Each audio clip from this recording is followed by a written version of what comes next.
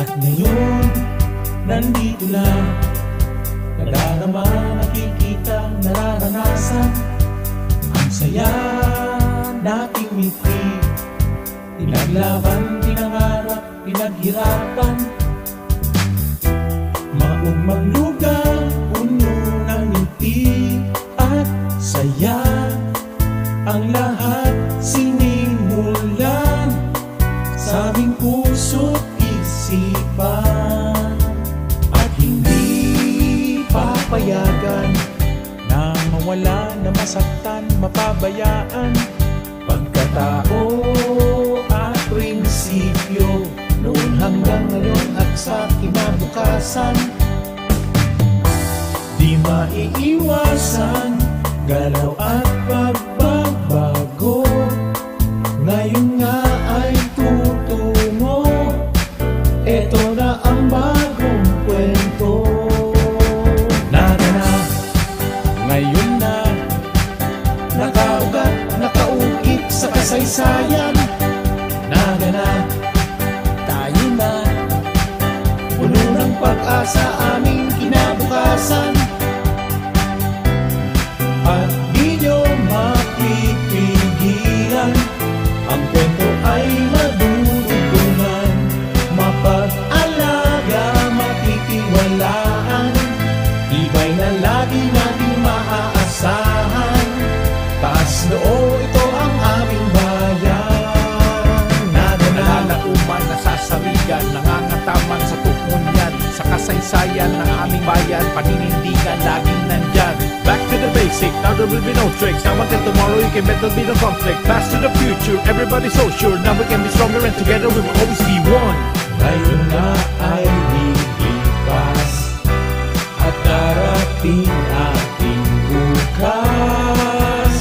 Doon mo na makikita ang tunay na ganda. Naga na, ngayon na, bagong saya, bagong sigla, bagong pag-asa. Naga na, tayo na, ang kinggaling ay aming ipakikilala. At di nyo mapipigilan, ang kwento ay madudugtungan. Mapag-alaga, matitiwalaan, tibay na lagi nating maaasahan. Taas noo, ito ang aming bayan. Naga na, nalalauman. Naga na, nasasarigan. Naga na, nangangataman. Naga na, naga na, naga na, naga na, naga na.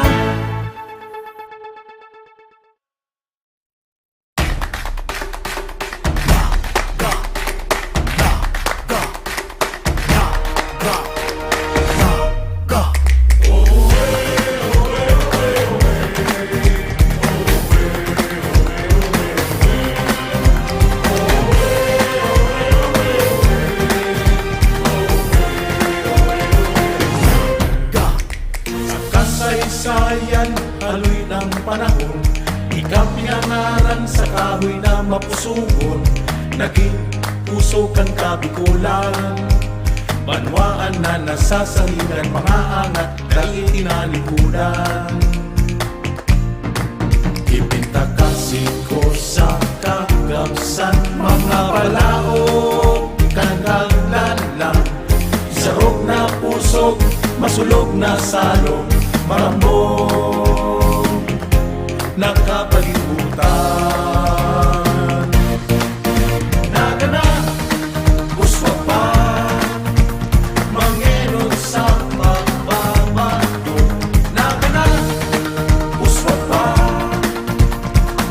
magayon na syudad ko.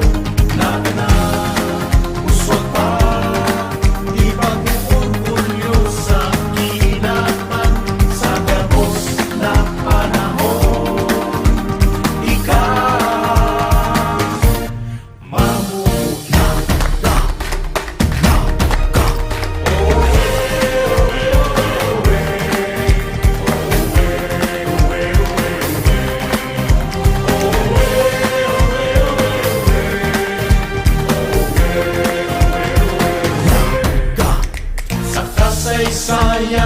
daloy ng panahon, ikapinangaran sa kahoy na mapusuhon. Ngunyan, ikaanstaran, banwaan na nasasangigan, mga angat na ay tinalikudan. Ipagsasambitan sa iman magduman, ikukuraw ko sa kagagsan. Kitang mga nagelyo, maurat na Bicolano, marhay na mga tao.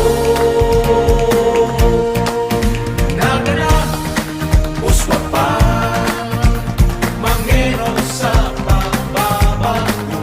Naga na, uswa pa, magayon na siyudad ko.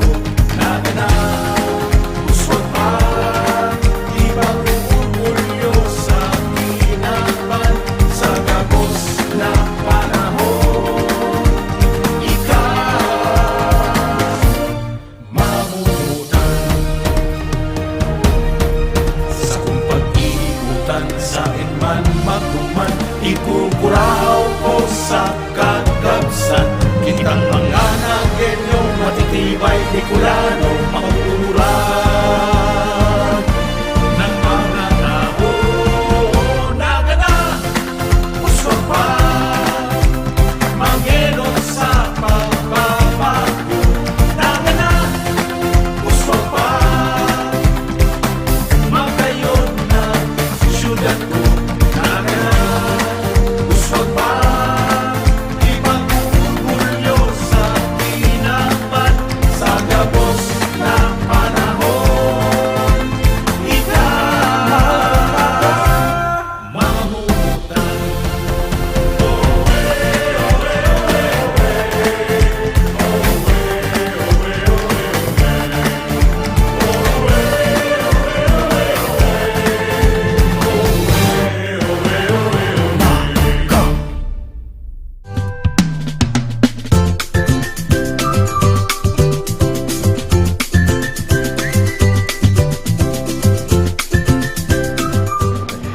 The scope of the Naga City Children's Welfare Code basically it addresses all the concerns for children.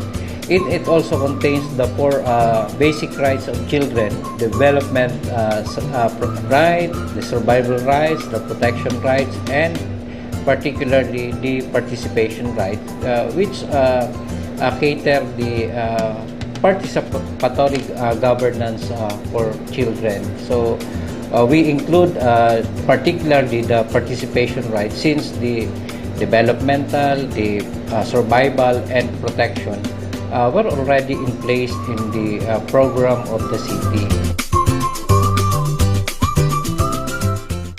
We institutionalized the children's participation, particularly in the inclusion and the Naga City Children's Codes, since there is already an organized barangay children organization in every barangay, and we already have a federation, the Naga City Federation of Barangay Children Organization. And by incorporating in the Naga City Children's Code, there is a provision for them, for their programs and activities. They can also plan, implement, and at the same time, they're the one who conceptualizing, as well as they're the one who implemented the programs for children, and at the same time, the assurance that the children is consulted in every programs that the city may undertake.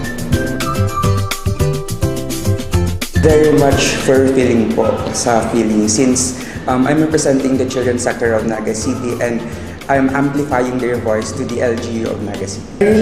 I really think po na they can actively participate sa LGU ng Naga by recruiting them and telling them what really is the significance of the children's sector sa society natin.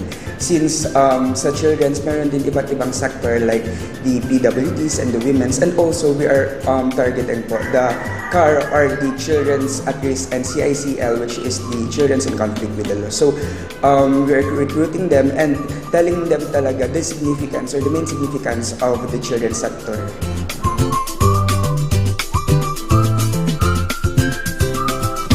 City Children's Federation po consists of the 27 barangays of Naga City. So that means the federation has a communication po na mas mapapabilis kung ano ba talaga yung voice or yung gusto ng mga children's sa buong Naga. So we are the communication baga or the bridge for me po, especially to the one representing the children's sector, na may voice out or ma-amplify ang voice kung ano ba talaga yung gustong sabihin ng mga children's to the LGU.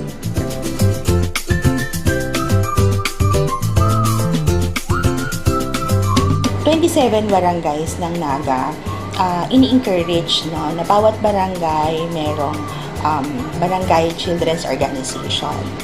Yung children's organization, ini-encourage sila mag-form ng sarili nilang organization, magplano ng activities nila. Each of the barangay, yung presidente nila, kasama sila dun sa tinatawag na federation. Federation president, he has a seat in the Naga City Council for the Welfare and Protection of Children. So may voting rights siya, no? Kasama siya sa lahat ng meetings, kasama siya sa lahat ng planning, decision-making process. Apart from that po, meron ding mga capacity building, no, for all children's organization.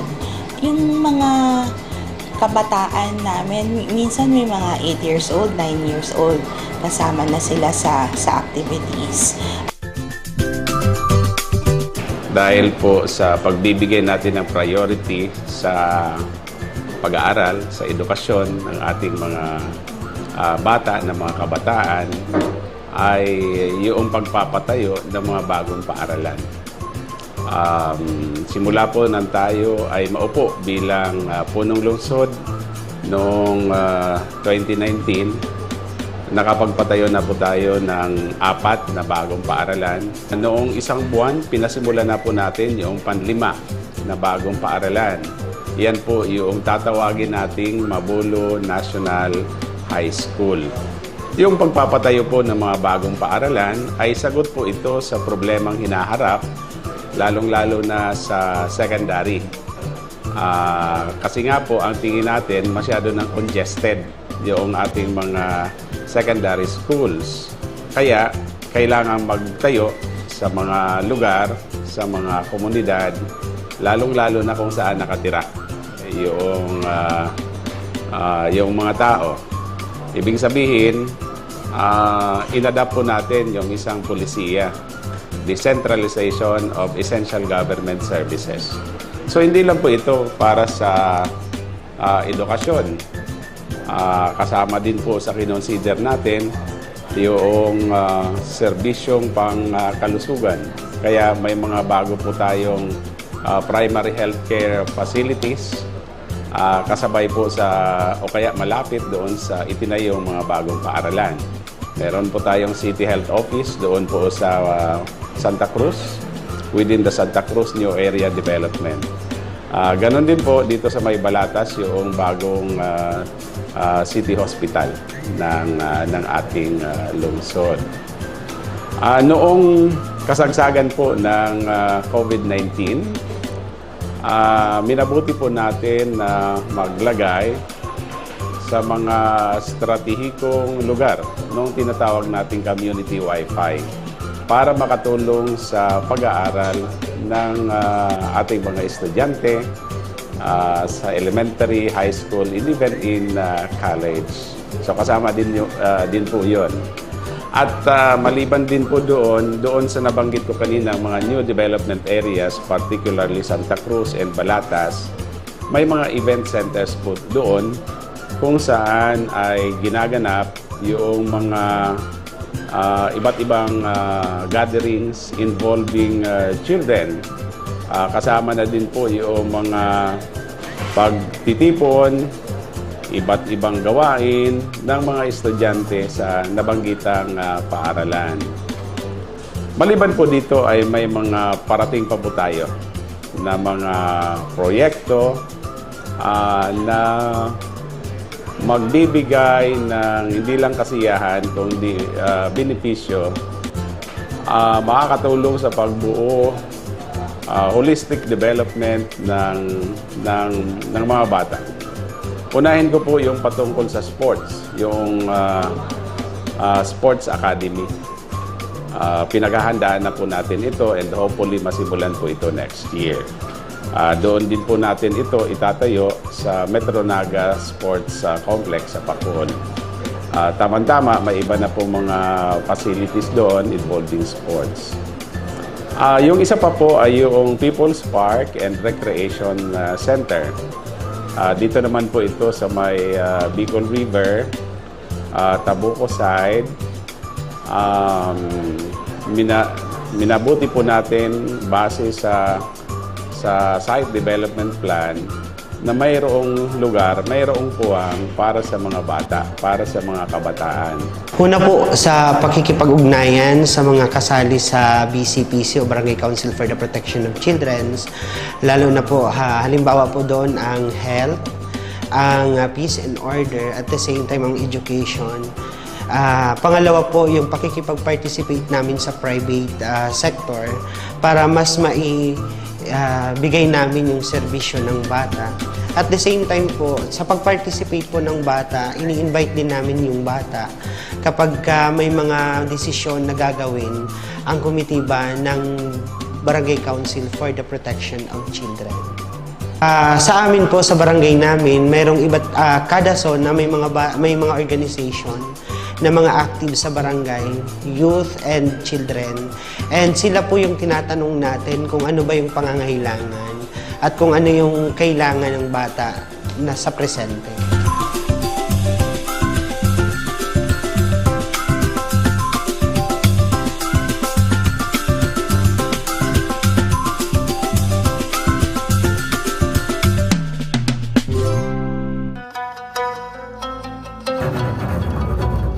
Naga City has long been known for its participative traditions and governance. Since 1997, the creation of the Naga City People's Council, by virtue of the Empowerment Ordinance, has been allowing representatives from the civil society organizations in the city to have a seat in the local government special bodies and participate in the decision-making tables. With the advent of technology, another mechanism for engagement introduced in the city is the I-Governance Program, a computer-based system of delivering public services by utilizing the internet through the city website, wherein city ordinances, resolutions, programs, budget, bid notices and results, and city directory are being posted for public access and monitoring of practically all aspects of the city operations, which further enhance transparency in the local government. In 2013, with the rise of new media technologies, the city government adapted to the trend in digital communications and capitalized on these new tools for better information openness and exchange. It then reorganized its public information arm into City Marketing and Promotion Office, which was further established in 2014 as the City Events, Protocol and Public Information Office, CEPPIO, by virtue of the Ordinance Number 2014-002, and tasked with the mandate to not only deliver to the public information on the city government's affairs, but also to handle and manage the conduct of various city official and commemorative events. Further, in 2017, by virtue of the Ordinance Number 2017-108, the City Council caused the reorganization and functional changes at CEPPIO, integrating therein the I-Serve Information and Action Center and the City Publications Office as part of its composition to allow for a more systematic interaction of the people and the local government. CEPPIO currently maintains 1. Naga's official Facebook page, which updates the Nagaños on the daily affairs of the local government, the social services and programs it offers, official announcements, as well as live streamings of Sangguniang Panglungsod sessions, budget hearings, and more. 2. Naga Ngonian, ANN News Facebook page, which carries the city's broadcast news that are also being simulcasted at partner local radio stations. 3. Various social media accounts including Twitter, Instagram, YouTube, and TikTok to reach even more users for better information dissemination. 4. ANN Magazine to engage communities with limited access to other forms of media. 5. Local media partnership through the conduct of regular press conference with the City Hall Press Corps for even wider broadcast scope. 6. Conduct and organization of official activities, commemorative ceremonies, and religious and civic events to gather the community, promote culture and heritage, and increase awareness of the workings of the LGU. And 7. Protocol services to facilitate better conduct of ceremonies and reception during guests' visits. This broad range of platforms ranging from radio, print, social media, and conduct of activities allowed the local government to largely engage the public, draw its services even closer to the people, and facilitate civic participation by providing also an avenue for the Nagaños to easily convey to the city administration their concerns through feedback mechanisms as Naga continued to innovate and evolve in its operation, extending its pegs and continuously setting forth new horizons under the banner of transparency and good governance.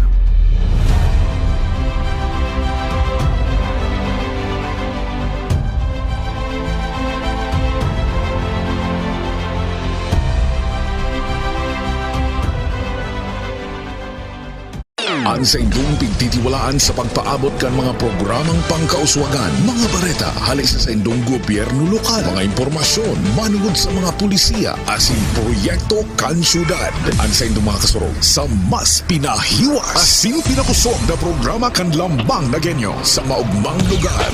Joel Sulina, Vista Santos, Jason Yola, Roy San Ramon, asin Allen Riondanga. Ang Naga Ngonian. Ang Naga Ngonian. Kada Sabado, alas 9 sagod alas 10:30 nin pagkaaga. Ang Naga Ngonian. Ang Naga Ngonian.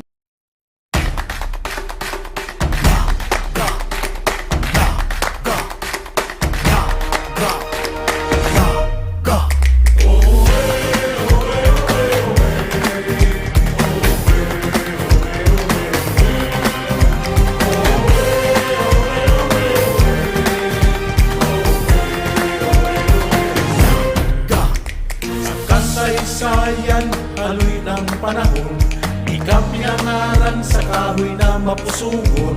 Naging puso kang kabikulan, banwaan na nasasalingan, mga angat dahil tinalikudan. Ipinta kasi ko sa kagamsan, mga palaog, ikangalalang, isarog na pusog, masulog na salog, marambong nakapag-ibutan. Naga na, uswa pa, mangenod sa pagbabago. Naga na, uswa pa, magayon na syudad ko.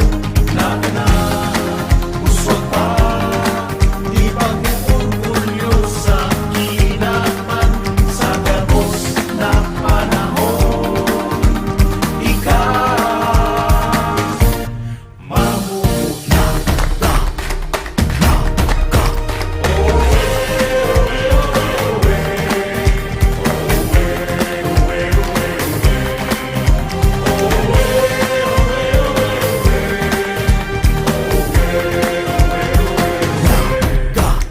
sa kasaysayan, haloy ng panahon, ika pinangaran sa kahoy na mapusugon. Ngunyan, ika ang staran, banwaan na nasasalingan, mga angat na ay tinalikudan. Ipagsasambitan sa iman magduman, ikukuraw ko sa kagansan. Kitang mga Nagenyo, maurag na Bicolano, marhay na mga tao. Naga na, uswa pa, mangenon sa pagbabago. Naga na,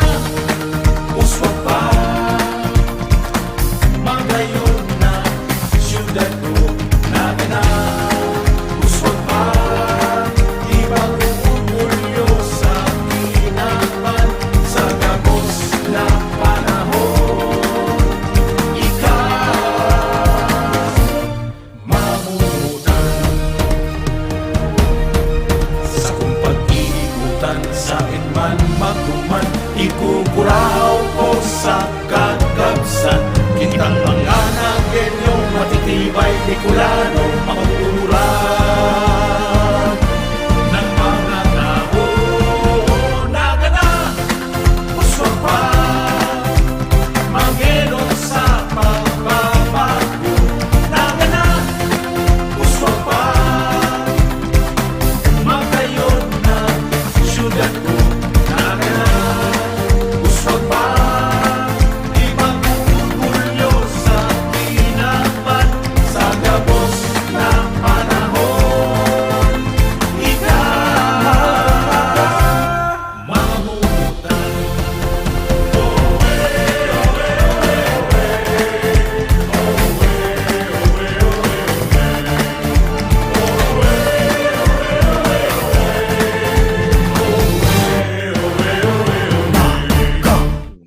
Acknowledge my gratitude to Sir Allen, very dynamic, very active, and I think we are entering into a renaissance of cultural, you might say, interest in Naga and in nearby municipalities because of his leadership, and of course, Mayor Nelson Ligacion. And I'd like also to, although I'm just a participant here, I'd like to welcome the NCCA members here to graciously honor the request of the city to have a cultural mapping. I think this lays the groundwork for deeper appreciation of our heritage, not only in Naga, but of the member municipalities of the Metro Naga Development Council. So without much further ado, let me just share with you some of our historical, let's say, tidbits. Because I'm not going to talk about the artifacts, I'm going to talk about certain aspects of our heritage, because that's supposed to be your work. You have to do research on this. But I'm just giving you a certain kind of a bird's eye view, a panoramic view of the importance of our history, especially because I'm a historian, of the towns and city of Naga in the context of building a structural foundation for our appreciation of national history. You know, one problem in our understanding of history, we started from the more abstract way of looking at history, from our national history, as if local history is at the margins, unimportant, and only part of an instrument for filling up gaps in national history. But the point is, I think it's very important. I've done a lot of research in primary documents, not only on Bicol, but on national history, and we realize there are still so much gaps that we have not actually understood and discovered unless we go back to the primary documents and go to the local histories, because they fill up. Of course, not only that they fill up details, but they actually provide the basic ingredients for appreciating our national history. So let me now go briefly to this because of the limited time we have. You have to understand that this is an old map. It's a 19th century map of Naga. The Bicol Peninsula. And as you will notice there, it contained a number of mentions of the towns there, Bacaceres, San Fernando, Minilabak. So basically, there is the Bicol River. In most documents, it's generally referred to as El Rio Grande de Bicol. So Rio Grande, the great river of Bicol. And you probably know, of course, all of us are familiar with the term Bicol, and we always refer to the entire Bicol Peninsula as the Bicol region. But in reality, the region is not, there was no region earlier on until 1860s. We do not have a concept of a rayon or comarca. It was a product of an effort of Bishop Gainza to integrate the diverse municipalities to create a certain identity of La Rion Bicol. But then, there is a certain gird, there's a certain kind of a unifying string, you might say, which in a way creates a unique, similar linguistic identity and also cultural identity, and that's the Bicol River. And as I said, why do we call it Bicol? The early documents would say it's Bicol because it is a corruption of the Bicol word Bico, meandering, twisted, because apparently of the looping directions of the Bicol River. So the river by itself created an identity, a language, but it also created a particular kind of a history that everyone shares, and therefore became the basis for creating a unique geo-administrative identity called Partido de Bicol. There was, as I said, there was no Bicol region until 1860s. There was only a Partido de Bicol because at the time, most of the towns in the Bicol region were created into clusters, municipalities. So there was a Partido de Bicol where the Bicol River passes through. There was the Partido de Rinconada. You have Iriga, Nabua. There was the Partido de Lagunoy. There was the Partido de Contra Costa. This you have now Camarines Norte. Where there was the Partido de Ibalon, where you have Albay until Sorsogon. Partido de Iraya from Pulangi until Daraga. So they created partidos. And Bicol is only a partido, not a region. And the Partido de Bicol is the area from San Miguel Bay until Lake Libon. That was the Partido de Bicol. So, in a way, most of these municipalities now constitute as member municipalities of the Metro Naga Development Council in some way. Okay? So, this is the background of that. Of course, the most important in this component would be Naga City, originally referred to as La Ciudad de Nueva Cáceres. You have to understand, I think it's a misconception of most people that Naga is a new city and it has no significant role in national history. That actually is wrong, not only in national history, but in Asian history. Because Naga is one of the oldest, one of the first 4 royal cities, not only in the Philippines, but in Asia. You have to remember that the Spaniards did not have any other significant colony other than the Philippines. Of course, Marianas was part of the Spanish colony, but it was a remote territory at the time, unlike today, it's a major, of course, component of American territories. But in the Spanish era, it was nothing. It was actually a sub-province. If we would probably use the word province, because as historians, the word provincia at the time has different meanings, unlike what we understand today. A province as a certain kind of a geo-administrative unit is composed of municipalities. At the time, the word provincia has a different meaning. So it have to be taken in certain context. But as I was saying, at the time, Marianas or Guam was a small province only of Cebu. It's not actually a specific jurisdiction of its own. So, but then Naga, Nueva Cáceres, was a major city already. Of course, you remember, and I think Naga City should play up this important role of Naga City. As I said, there were 4 major cities in the Philippines and Southeast Asia. We have Cebu, 1565, Manila, 1571, and then Nueva Segovia in 1573, 1574, and Nueva Cáceres in 1586. It was first created a villa, and then later on it became a ciudad, where there are certain distinctions. What is a villa or a villa? A villa is more of a military camp. But then, as it prospers, it becomes a civil community, and that became a city. So that is how most cities in the Philippines evolved out of that. The first 4 royal cities. Cebu was first a Villa San Miguel, a military community. Manila was also a villa, but then later on, it was quickly created into a city. And Naga was like that. It became a city in 1586. So, as a city, it became the episcopal seat of the sprawling diocesan territory extending from Isabela. So, contrary to popular belief that the Diocese of Cáceres is only where the entire Bicol region is located, that's not actually it's confined. That's not true. The Diocese of Cáceres extends as far as Isabela to the north. So, Isabela became the boundary of the Diocese of Nueva Segovia, and it extends down south to Marinduque. That's how sprawling the territory of the Diocese of Cáceres. So imagine how difficult it would be for a bishop to go on an episcopal visit of these respective parishes. And I was able to get a document in the Archivo General de Indias in Civil about 200 pages of the episcopal reports of Bishop Colliantes in 1792, telling the ordeal of a bishop traveling for about a week from Albay to Masbate because he has to visit the towns in Masbate in 1792. So it's a terrible ordeal, of course. So that's the scenario here.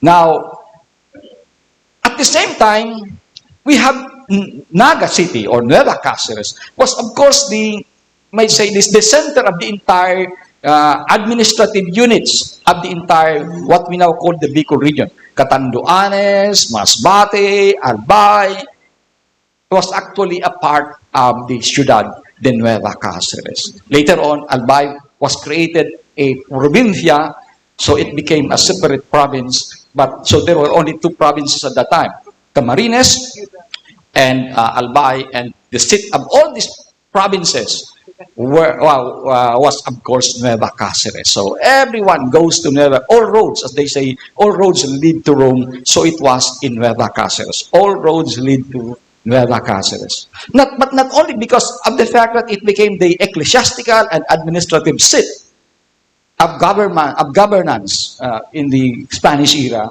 it was also the educational center of southern Luzon. So it's not only that students coming from the entire Bicol region would come to Nueva Cáceres. No, even from Laguna, even from Batangas, they were coming over to Naga to study at the famed Seminario Conciliar de Nueva Cáceres, which have been created officially as a seminary in 1786.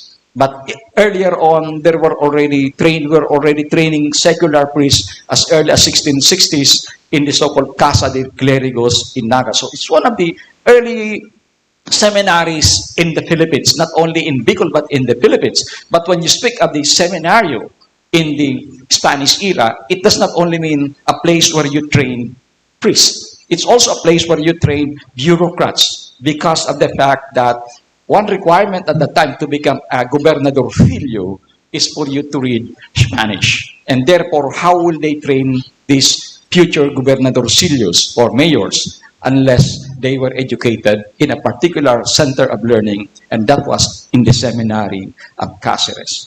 And later on, of course, in 1868, the Daughters of Charity came to Nueva Cáceres and established the Colegio de Santa Isabel, or the Escuela Normal de Primera Enseñanza. And so we have the education already for women. Earlier on, by the way, women are not getting education. Young girls get education on a limited scale, because originally the education happens in the convent, and therefore only the boys are allowed to go to school. But later on, they allowed a small number of women, because eventually, as you know, it became a source of scandal when women go to the convent. So they generally allow only the young boys, who became what they call Ladino. If you have studied in the convent, you carry the title of a Ladino, and therefore you carry a certain social status. You attach to your name as the title of a Don or Doña. And that's one perquisite at the time of education during the Spanish era. If you get educated, you became a member of the aristocratic class, and you become Doña, you became a member of what you call Principalia. So Naga became a center of education, not only among male because of the seminary education, but also among women because of the Colegio de Santa Isabel, which trained earlier on for young women, for young girls. Because, as I said, later in the Spanish era, they opened up what you called a Escuela de Niñas, so girls' school. But later on, there was no high school level at the time. The young boys already have high school at the seminary, so they opened a certain high school level at the Escuela Normal de Primera Enseñanza. Not only, but later on they realized that not only that they have to educate the young women, but they also have to produce teachers. So they opened the Escuela Normal de Primera Enseñanza. Escuela Normal, it doesn't mean to say there is an abnormal school. So Escuela Normal is a normative school, meaning to say you train teachers. So once you train teachers, we elevate the status of women in the Bicol region by way of the Colegio de Santa Isabel. Can we proceed? Just to show you that Naga was the center of culture and religion, it's very, very evident in this 1803 map. The religiosity of the city of Nueva Cáceres. If you notice, you have San Francisco Church, the other upper part. You have the Peña Franco Church. You have San Francisco Church. You have Cathedral. The cathedral, by the way, is not located where it is now. It used to be at the supermarket. So that was where the original cathedral was. So the cathedral, and then you have Camaligan. Camaligan, by the way, if you're from Camaligan, you are once a part of Nueva Cáceres. So part of a barrio of Nueva Cáceres, or what they call in Spanish documents, aldea, or pueblecillo, or pueblecito, whichever word you use. But then it means that you are just a small part of Nueva Cáceres. But then, it's important because of the fact that you are influenced, affected by whatever development there was in Nueva Cáceres at the time. So if you will notice, San Francisco Church is not positioned towards the road as you see it today. The San Francisco Church is positioned towards the river. The portal today of San Francisco Church, when you go to San Francisco Church, there is a door there. It used to be actually cemetery. Okay? So the area here where you have the Quince Martires, you have that used to be a cemetery. So you know, churches at the time, the cemetery at the time were always located at the back of the church, of the altar. The reason, there is a certain theological argument there. So that when the priest, whenever he blesses the altar, because at the time the priest is positioned towards Christ, not unlike today when the priest looks at the people. At the time, no. The priest is always positioned towards Christ, towards the altar. So when he blesses the altar, he's supposed to have been blessing the people buried at the back of the altar. That's the theological reason why cemeteries were located at the back of the altar. That's not an opinion. It's an established norm in the church at the time. So it gave you an idea of the way the churches are located here in Nueva Cáceres. So it's a very, very, in a way, it gave you an insight on the way we look at Nueva Cáceres as a center of religion. It's a center of the Franciscan mission. By the way, the Franciscan mission here, one of the earliest churches in the Philippines established by the Franciscans was in Nueva Cáceres. The reason, the first batch of the Franciscans who came from Spain at the time, or their mission, they arrived in 1578, they made a landfall. They landed here either in Pasacao or in Sorsogon. At the time, if you land in Sorsogon and the weather is no longer favorable for you to move to Manila, the passengers in the galleon would generally walk from Sorsogon, or Magallanes, Sorsogon, all the way to Manila. And it took them about 3 months on journey. And so that's it. Can we now proceed? So this is the cathedral from a certain print in Spain, 1875. That's already how it looked like. But it's now in the present location. Originally, as I was telling you, the cathedral was located on the bank of the Bicol River, where the supermarket now stands. But it was transferred to the present site because of an earthquake in 1811. Very, very massive earthquake, as you probably have heard of the earthquake in Davao. We also have that kind of sufferings in the Spanish era. And one of the, as I said, one of the most powerful recorded earthquakes based on the documents we got from Seville was in 1811, where most of the churches in the Bicol region went down. And some subsequent Jesuit scientists in the late 19th century theorized that the 1811 earthquake was actually a precursor of the 1814 Mayon eruption. So they suspect it was volcanic in nature. And so that's basically, that's why they eventually transferred the location of the church to the present site, because they said it's located on a much higher place and also on a much solid foundation, because the original site of the church in the supermarket was frequently flooded. When the Bicol River rises and the water gets into the church, so they said it's not very convenient to have a church in that particular location. Of course, this is how the Episcopal Palace looks like. So before it was bombed in 1945. It's a very, very elegant architecture of the 19th century. The Peña Francia Church. The Peña Francia, of course, became a major religious devotions among the Bicolanos starting in 1700s. It was introduced in Naga in 1690, but it eventually evolved into a major regional devotion by about the middle of the 19th century. So again, a misconception. We always thought that the Peña Francia had always been a major celebration. That's not actually true. In the 1700s, the Peña Francia was only confined to Naga City. But only by the middle of the 19th century when it evolved into a regional devotion. Why? The reason Bishop Gainza, again, was the one responsible for promoting vigorously the devotion to the Peña Francia celebration. The San Francisco Church, of course, another major church. You have to remember that that Bicol was part of the Franciscan missions. And as such, we are one of the first places in the Bicol, in the Philippines, which had been placed under the Franciscans. And one thing quite fortunate for us, the Franciscans were very, very much as an assiduous record keeper. So if you are going to consider the legacy of the Franciscans, when I was doing my dissertation in Spain, I spent about 10 times visiting the archives of the Franciscans in Madrid. And the archivero there was telling me that much of the documents that they got there came from Naga. During the last part of the revolution, the Franciscan friars who escaped Nueva Cáceres were carrying at least seven sacks of documents. Imagine carrying as they were escaping.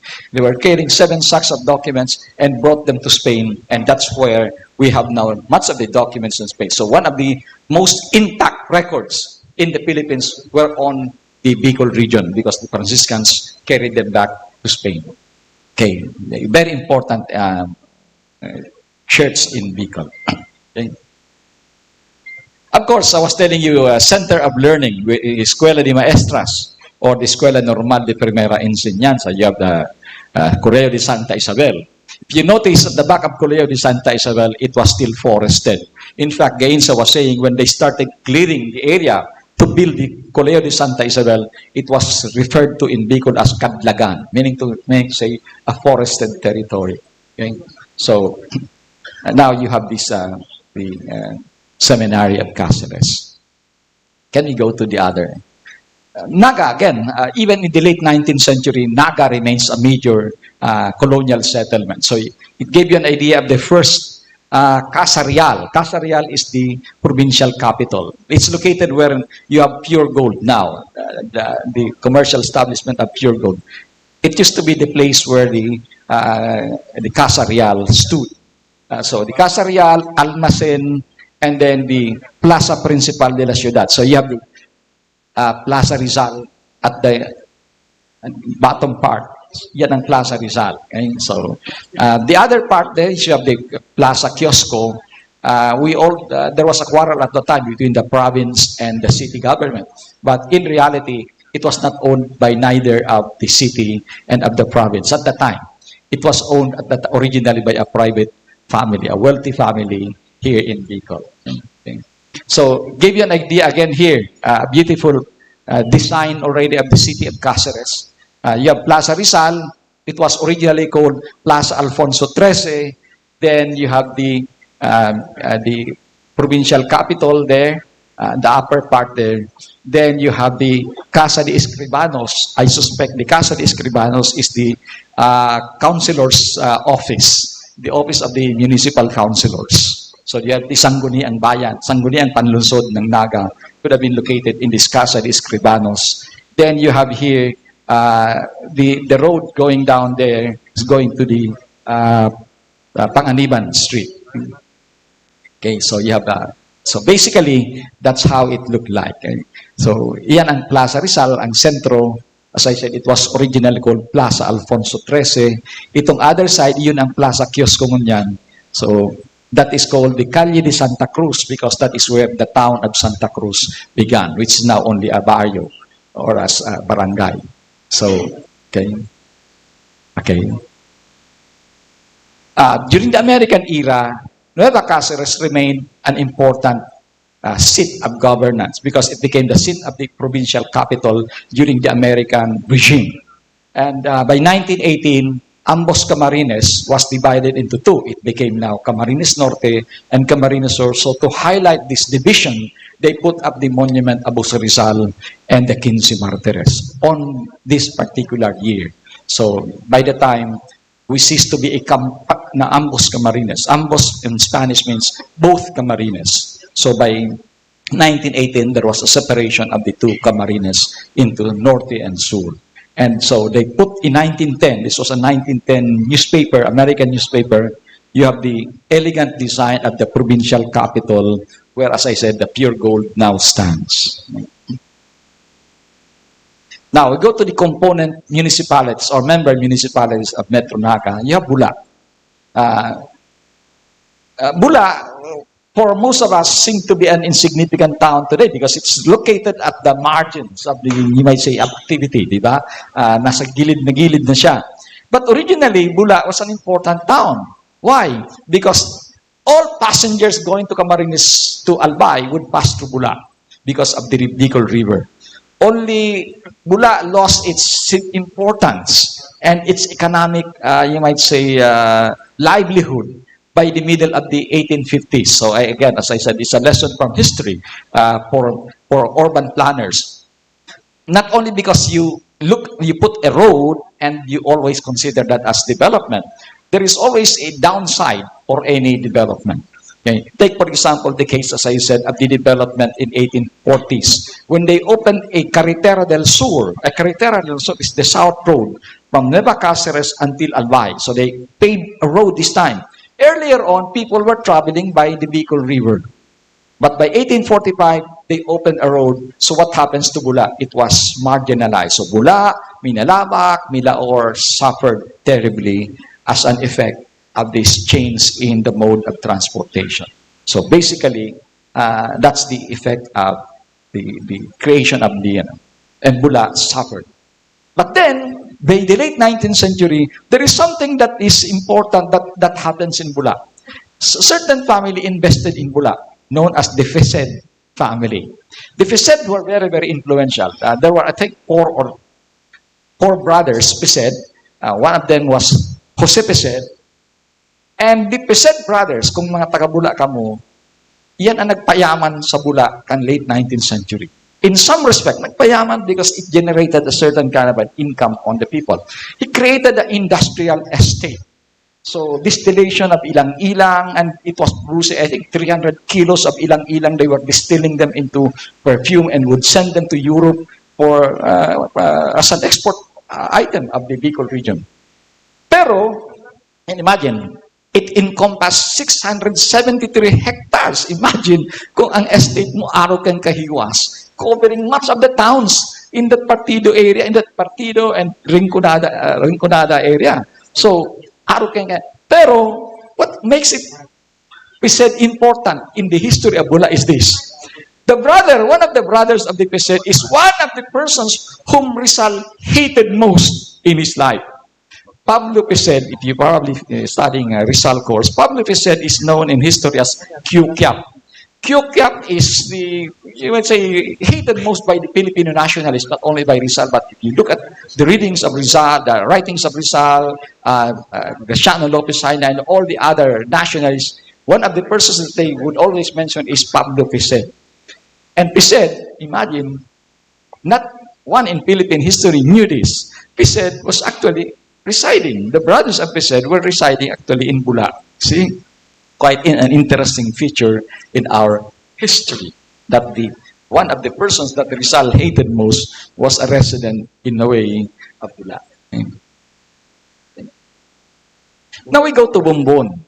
Of course, I'm not dwelling on this because I'm not an archaeologist, but there was, of course, an ongoing archaeological work in Bumbon which which actually uncovered a lot of interesting artifacts going as far as about 1,000 years ago. So indicating that there were already not only habitations in Bumbon, but there was apparently a flourishing civilization in Bumbon that period.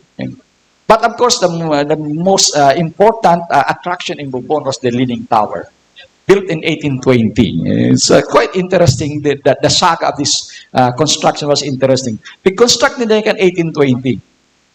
But after a while, nakaabot na sa 2 layer si Belfry, 12 meters, so that means to say about 36 feet ang langkaw na.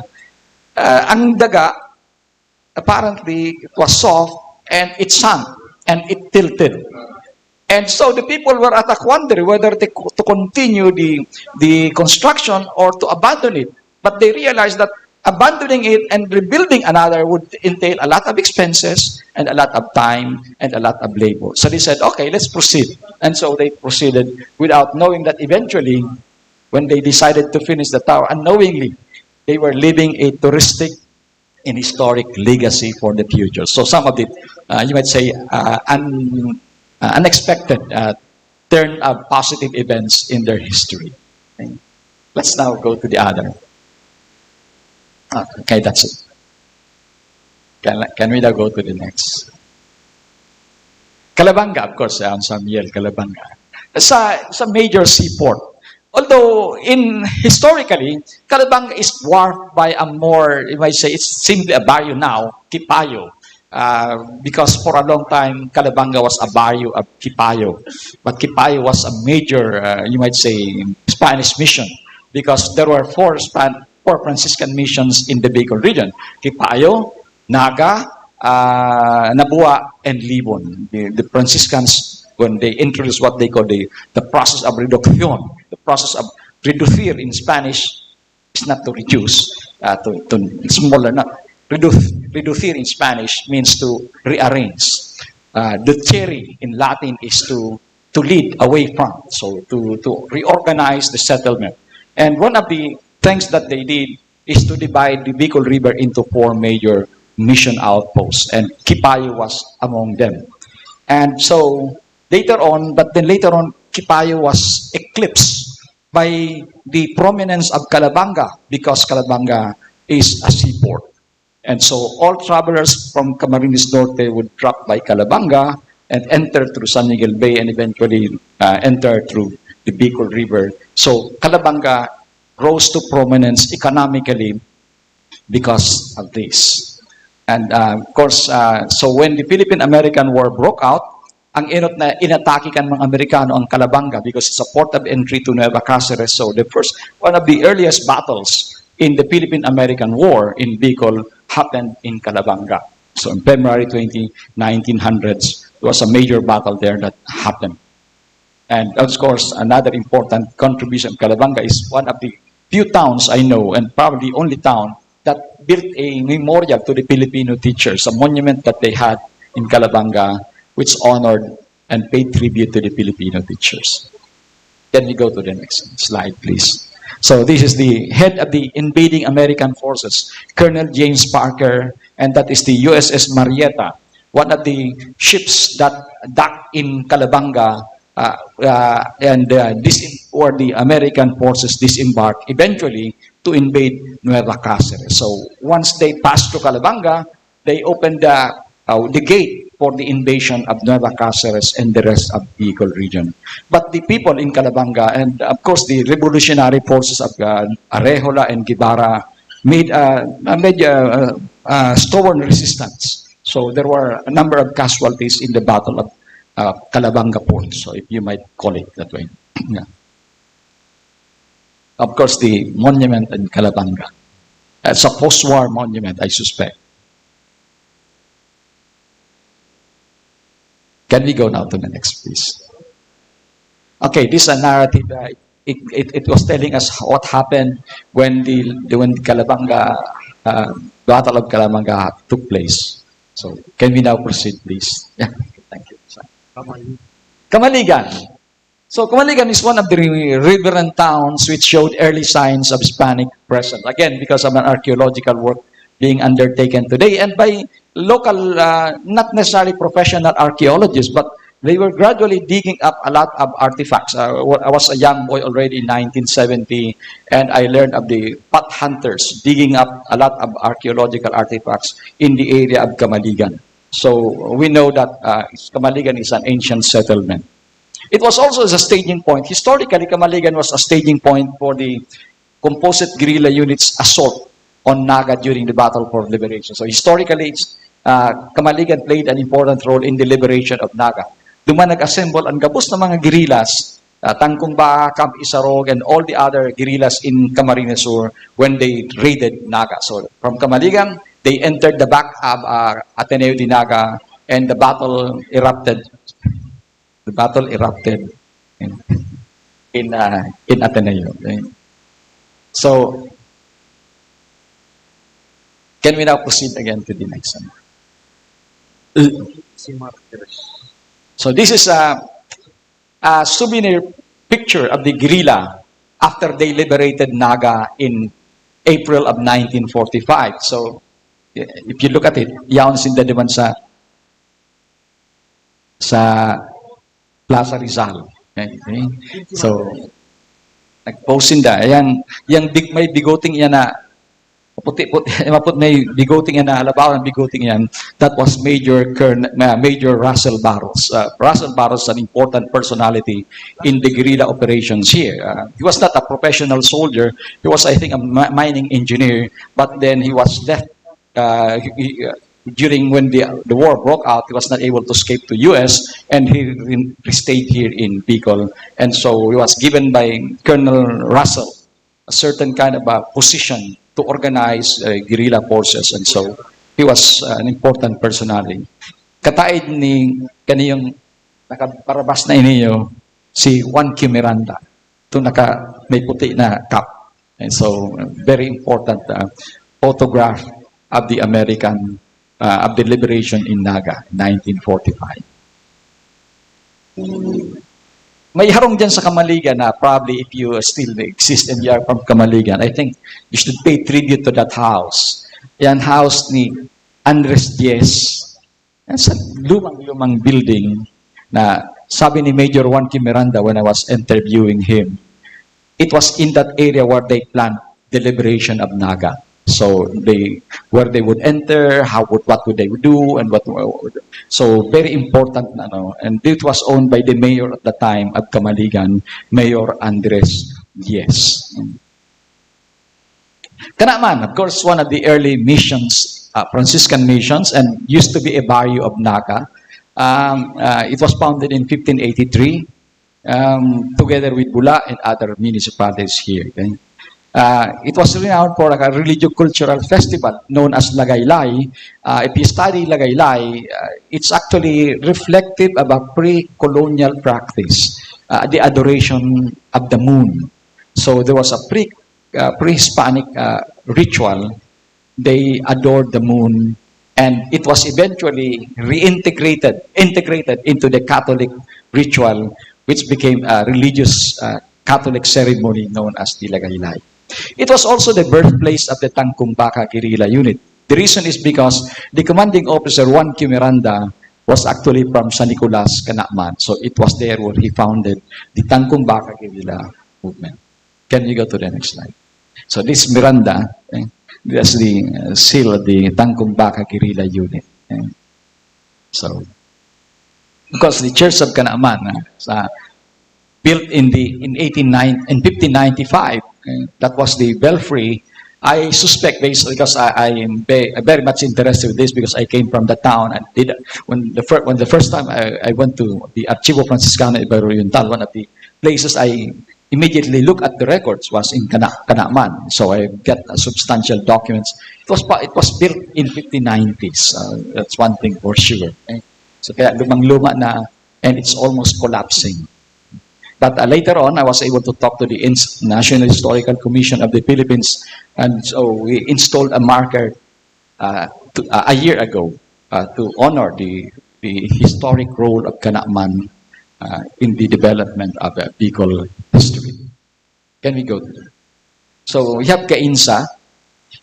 Gainsa, of course, is named in honor of Bishop Francisco Gainsa, but it's a small town and apparently quite at the margins of history, except for one thing. Of course, if you are doing a cultural mapping, you would always mention of the three Santo Entierros. But then, one important role of Gainsa is it became a terminus, the end of a certain kind of a river, which they were constructing in the 1620s. the bishop at the time of Cáceres realized that he saw the burden of the Bicolanos because they were conscripted to do a portering job. Most of the towns he would contribute porters, cargo carriers, whenever a galleon would arrive in Pasacao. So they would carry the cargo of the passengers from Pasacao until Nueva Cáceres. And one of the report mentions there, sabi niya, ang tigdadaradaan ng cargo grabing baray ang gabat, pero ang laboy da dyan, sa inaagyan nila, abot tigdiyo sa habayan nila.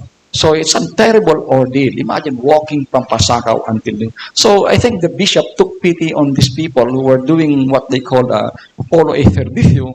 So they decided to dig up a certain kind of a canal from Pasacao.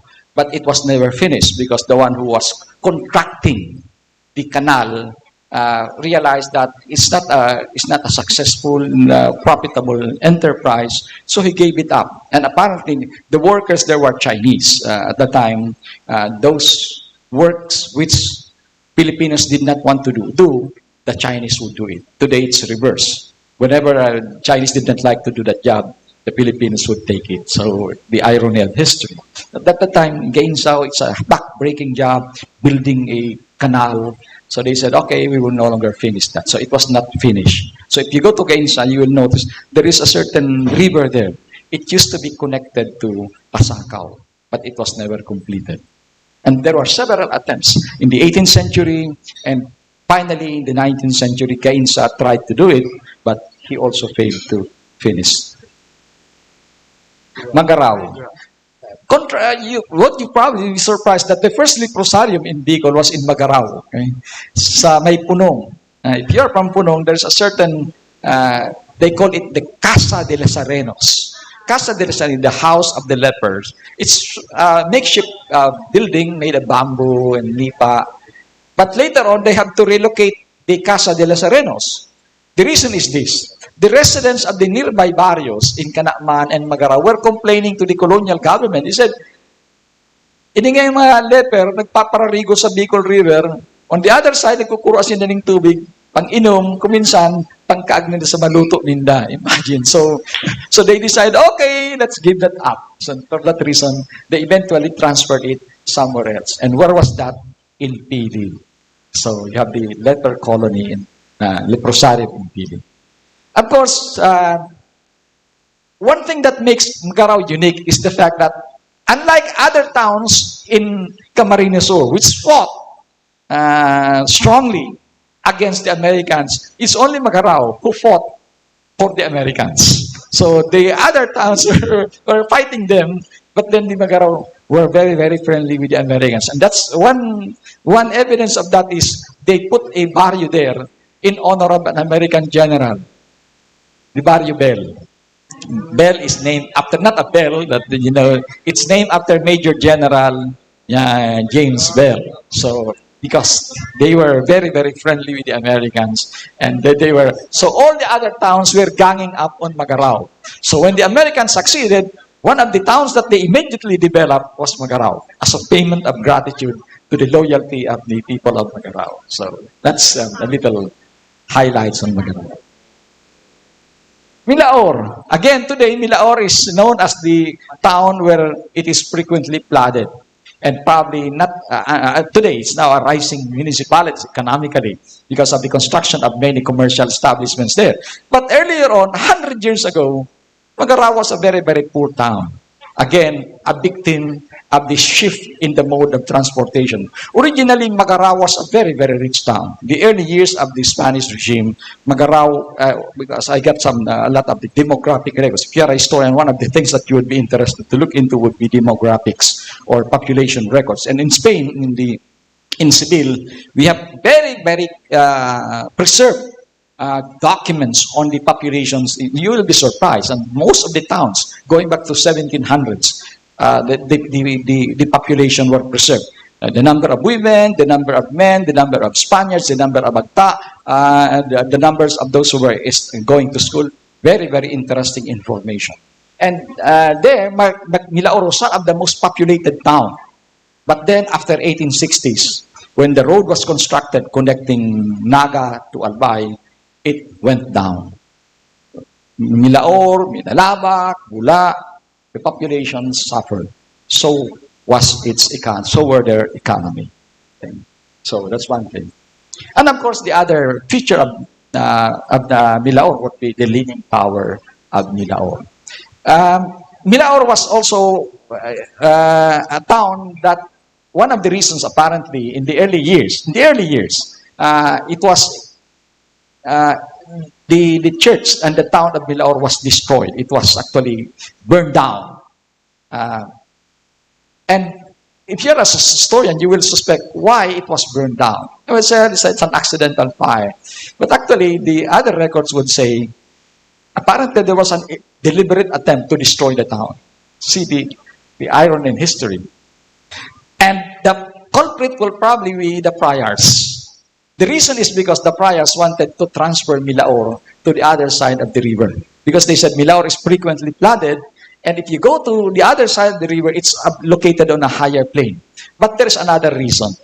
The reason is because Milaor would play the role of a buffer against the remontados or cimarrones based in Pili. So if you transfer Milaor on the other side, then it will protect Nueva Cáceres from the intrusion of the remontados or the cimarrones. Kaya yan sinangyari. So entire towns, but the people resisted. No, stay here, you stay here. So they stayed there. And that's where Milaor thrived in history. Nilabak is another interesting town, of course, another victim of the 1850-1845 transfer of the navigational highway. It's the renowned home among the people of Minalabak. You probably know of the Kulakog. Si Kulakog is an interesting personality, and if you are doing some kind of a symptomatic analysis of the culture of the can you pay attention for a while, please? Can you pay attention? Medyo nadidistract ako. So, sorry. I'm a good speaker, but once I get distracted, and sorry, I have some difficulty pursuing the thread of my thoughts. Okay? I can speak for hours and hours and hours. Okay? So, but then minsan pag I can no longer contain.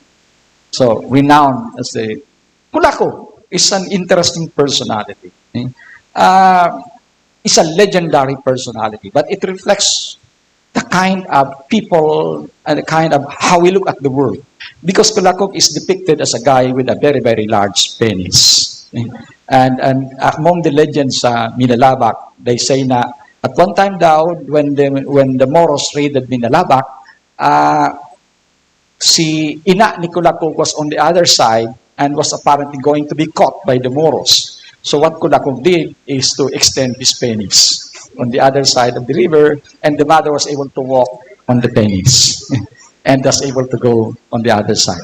Well, it sounds very, very vulgar, but then, or bastos, but then the ancient Bicolans didn't have that notion. The word, by the way, the word bastos is not connected with any moral sense, the way we understand it today. Bastos in Spanish means simply coarse. So they generally refer to the word bastos to a kind of an abaca, ginaras, which is coarse, and therefore they call that bastos. Today we apply bastos when somebody has a personality which is quite coarse. So basically that's it. But the ancient Filipinos didn't have a notion of that, of anything sexual as bastos.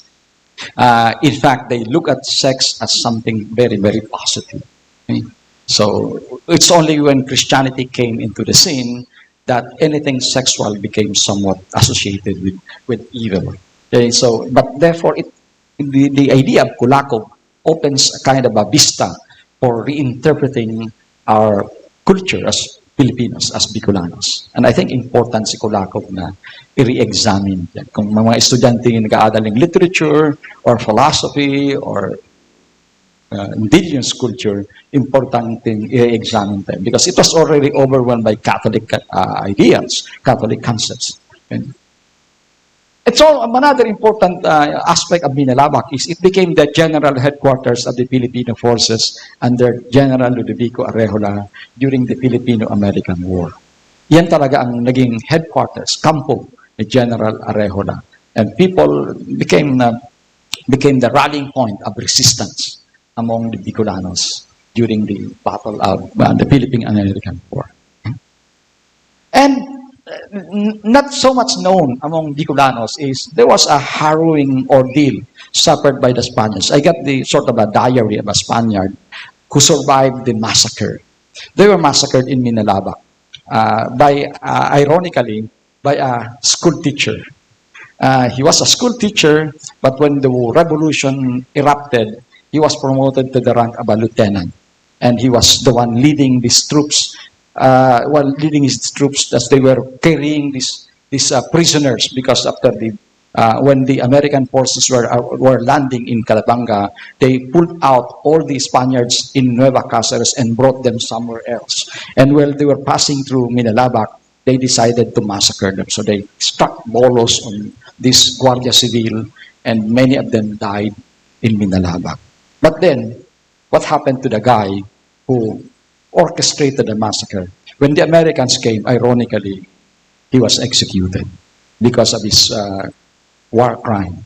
And among the crimes he committed was the massacre of these hapless Spaniards.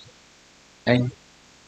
So, George Curry, a very interesting American officer, and Ludovico Arejola, they were both commanding officers of the warring forces. Arejola was the commanding force of the Revolutionary Forces. Curry was the commanding officer of the American forces. That's quite interesting. But if you go over the anecdotes of Curry, because Curry left a certain kind of a memoir, very interesting memoir. When Governor Villaforte was still a governor here, he was looking for information on Curry, and I told him, you should buy this book published in the United States, because it was a memoir of Curry. And one of the anecdote there which is quite touching is this.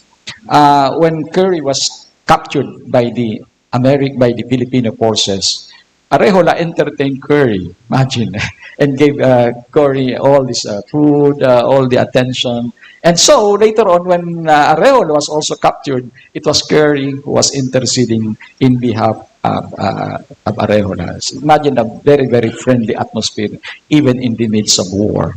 Quite interesting saga.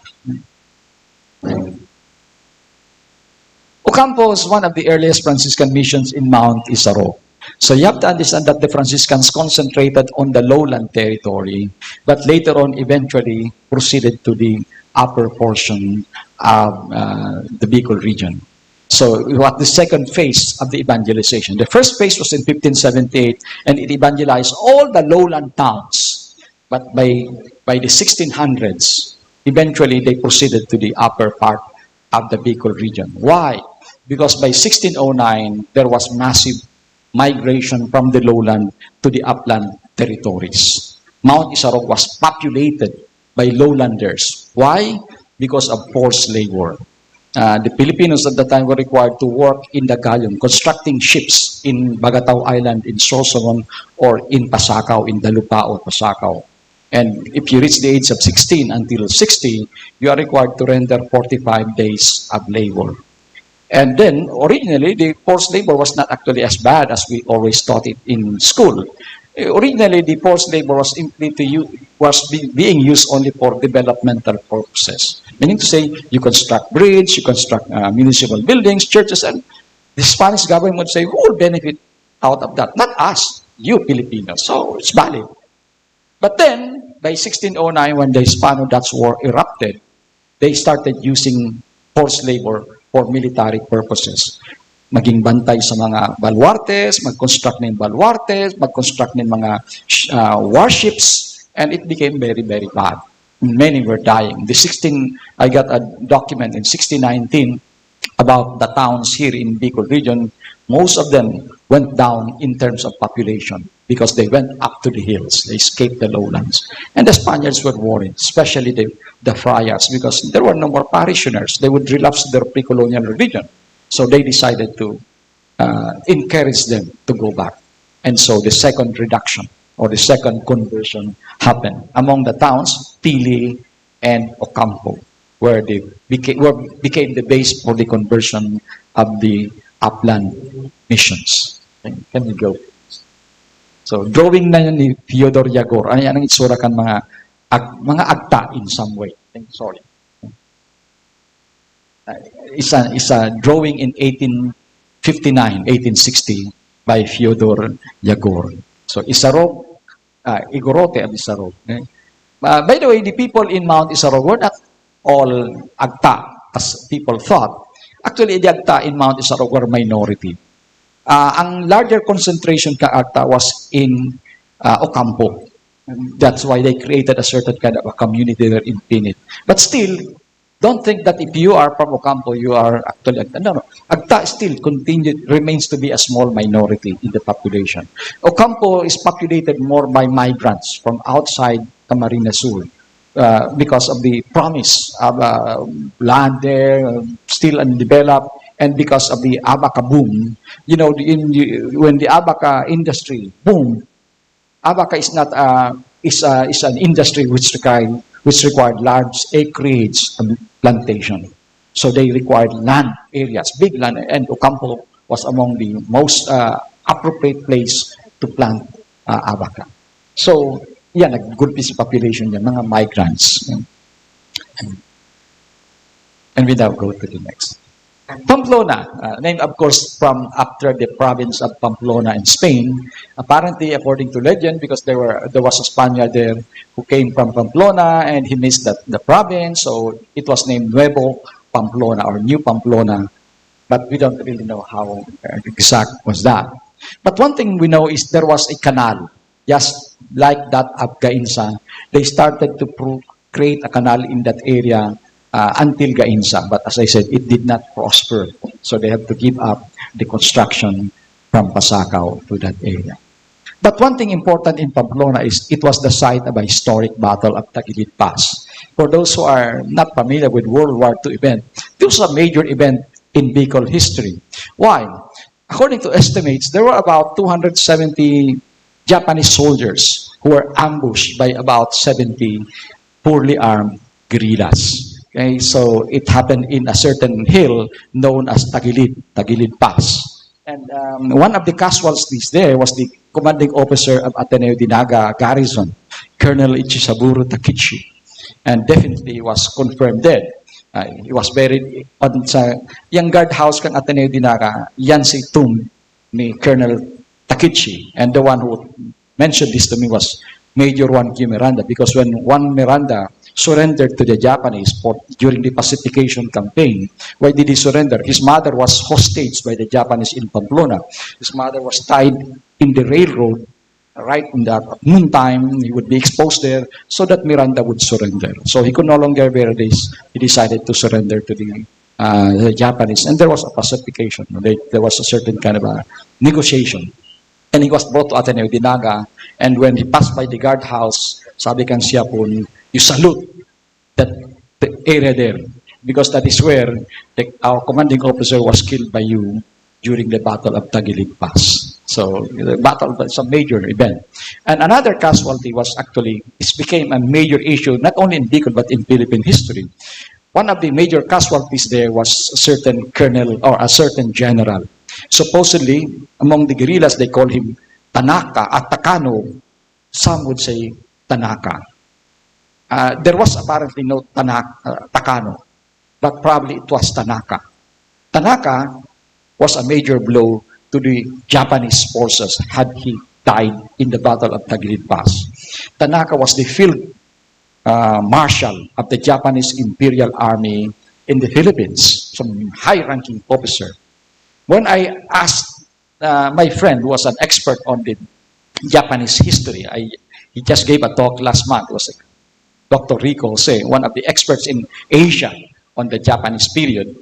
I told him, was there really a Tanaka who died? He said, oh, well, Tanaka, after October, after the Battle of Tagilid Pass, disappeared in Philippine history and only returned after about 6 months.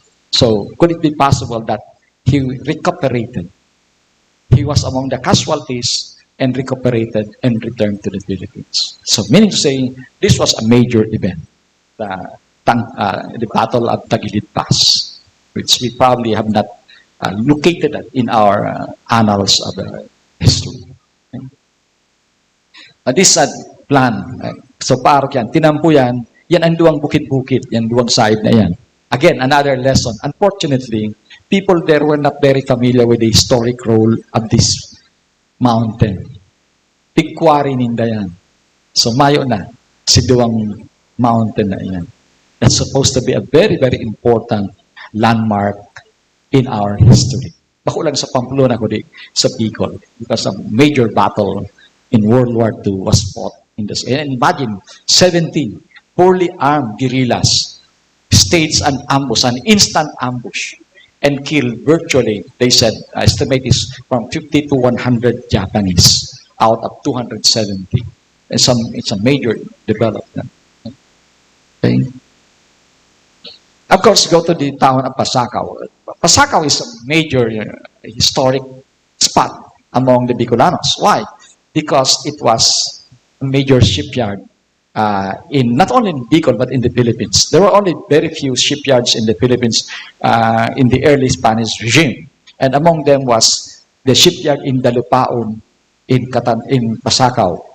It was a shipyard, and two of the major big ships constructed in Pasacao were Angel de la Guardia and Nuestra Señora de Guadalupe. Si Governor Villafuerte was so elated with this information, kaya nga one time, nagkaigwang parade sa Manila, nagpagibo siya ng duwang ships, si Nuestra Señora de Guadalupe and Angel de la Guardia. And they were built in Pasacao. And what made them important is these two galleons actually fought in the Battle of Lanabal. And among the leading ships in the Battle of Lanabal were these two. Of course, you know, the Battle of Lanabal was considered a miracle in naval history because of the fact that the Spaniards were unprepared for a large number of Dutch armada who invaded the Philippines. And out of these few ships that we have, they were able to rout the Dutch. And so we now have the Nuestra Señora de Lanabal, supposedly because of the miracle through the intercession of Mary. And two of the ships there, as I said, came from Pasacao. This is a galleon. We got that from Museo Naval. We are doing research on the galleon, on shipyards, ships in the 19th century. The place you should visit in Spain would be Museo Naval. So many interesting documents on the history of navigation. And one of them is a print. So, yan ang Port of Pasacao. So, araw kayong itsura kang Pasacao. Imagine, 19th century, iguana silang strukturang araw kayo. Late 19th century. Because of the importance of Pasacao in navigation. Okay? Can we now proceed? Okay. Because there was a port, there was a shipyard, they had to have baluartes, watchtowers, because ang favorite na destination kan mga Moro kung yaon sa inang port. Because wherever there is port, there is naval power. Okay? So if you want to paralyze Spain, you have to destroy the naval power. And that's the reason why taktika kan mga Spaniards when Manila, of course Manila is the center of the Spanish power in the Philippines, they did not build shipyards nearby Manila. Why? Because, garubaga, you put your eggs in one basket. So when it is raided by the Dutch, raided by the Moros, you destroyed everything. So they decided to locate that somewhere else. Bicol is the most appropriate place. So you have Bagatao Island in Sorsogon, you have Dalupaon in Pasacao, you have also a shipyard in Catanduanes, in Masbate, in Libon. One of the most shipyard favorite area of Spain was Bicol region. And as I said, because of that, it was also frequently attacked by Moros, by the British, by the Dutch. So they have to put baluartes. Calabanga also had a baluarte, Cabusao had a baluarte, and Pasacao had a baluarte. because they have to protect these territories. And Also, the other importance of Pasaka was because it was the site where the first Daughters of Charity landed in the annals of education of the Bicol region. By the way, the first normal school in the Philippines was not actually in Manila, but it was in Naga. So, Manila, the Daughters of Charity opened a certain school in Manila, but it was only, I think, 9 years later than the Colegio de Santa Isabel in Naga. They opened their Colegio de Santa Potenciana, but then it was a different one from what we have here today. And it's a different religious order. Thank you very much. So let's go to the end. So it was describing how they landed in Pasacao during that historic moment in April of 1868. Pili.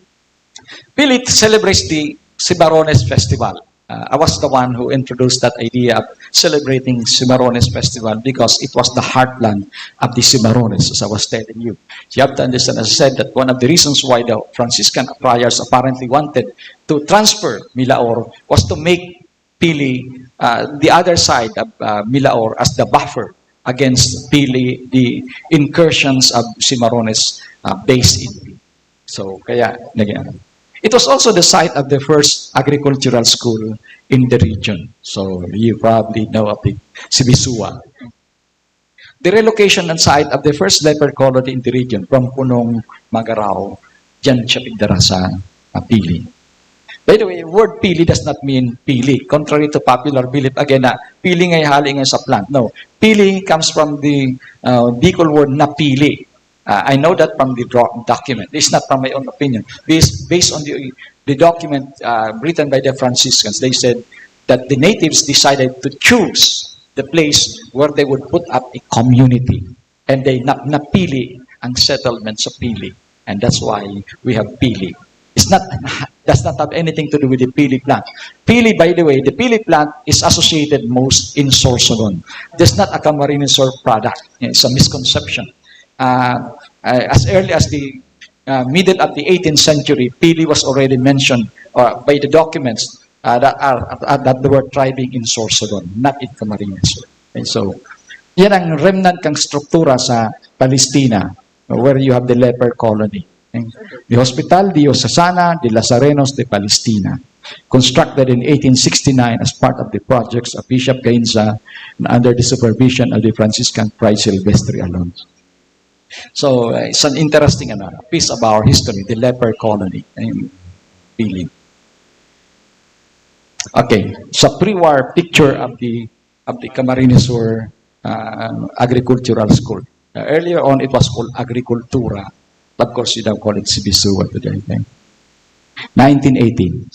Now, we go to San Fernando, the last town. Quite unfortunate, we do not have much information on San Fernando. Why? Because it was quite fairly recent town, although not necessarily recent, 1813, somewhat like that. But what made it quite unfortunate historically is because it does not occupy a major place in the regional history because it was at the margins of all movements in Bicol. Remember, originally, ang agihan ka ito sa Bicol River. Arayo siya.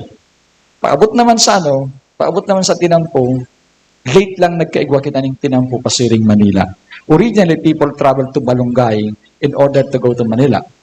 And they go travel to Cabusao in order to go to Manila. But not to what we now know today as San Fernando, Pamplona area.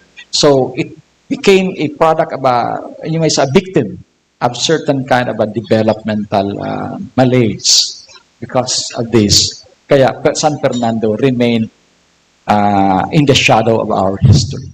Until probably later on, probably we'll discover more. But definitely, you can hardly find materials on San Fernando's as occupying a significant place in our history. Okay. I think that's the last. Finally, I was able. Unfortunately, I missed Lidmana because I thought it was not part of this Metro Naga development. So one of the important features of Lidmana would be Kulapnitan Cave, and Kulapnitan Cave. Most of young people here are no longer familiar with it, but it was featured by many foreigners who were coming to Bicol in the middle of the 19th century. Among them, Alfred Marsh, a certain French writer and historian, and of course the eminent German scientist Fyodor Yagor. Yagor provided a very, very extensive discussion on the culture of the people as they deal with Kulapnitan, because they said Kulapnitan cave is the house of Lord Kulapnit, the god of the bats. So it was supposedly one of the gods, a pre-colonial vehicle. So they were afraid to get into it. Alfred Marx was giving a story. He said they were afraid to get inside the cave because they are afraid that they would be harmed by the god Kulapnit. So basically, that's the story of Lidman. And another thing is, it became a general headquarters of Tangkung Baka guerrilla unit. Contrary to popular belief, it was not, the Tangkung Baka was not actually founded. Let me be clear about this. Based on there were a lot of I got a declassified documents from the, of course, U.S.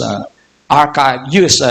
Army, which were declassified lately, and about the guerrilla resistance movement in the entire Philippines. Some of them was, of course, the Tangkung Baka guerrilla, and of course from the records of Major Juan Kimiranda. It's not actually, Tangkung Baka was not founded in Libmanan. It was founded in Kanakman. But then, eventually, Libmanan played a crucial role in the history of the Tangkung Baka guerrilla because of the fact that it was there where throughout the war, the guerrillas made their major camp. So, the reason, ang Kanakman is a lowland.